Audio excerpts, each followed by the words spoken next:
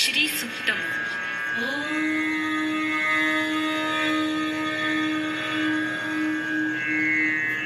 हिरण्यवर्णां हरिं सुवर्णरजतस्रजां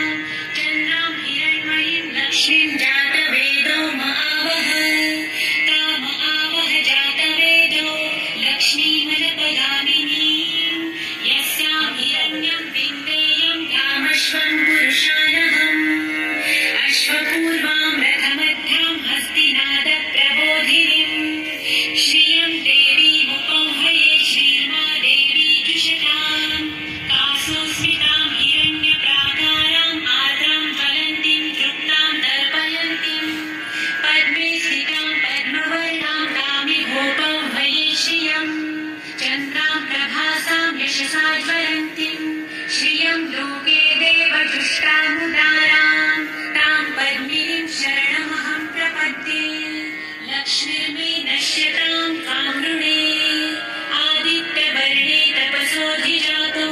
वनस्पतिस्तव वृक्षोऽथ बिल्वः तस्य फलानि तपसानुगन्तु मायान्तरायाश्च बाह्या अलक्ष्मीः उपैतु मां देवसखः कीर्तिश्च मणिना सह प्रादुर्भूतोऽसुराष्ट्रस्मिन् कीर्तिवृद्धिं ददातु मे शुद्धपासामलां ज्येष्ठाम् अलक्ष्मीं नाशयाम्यहम्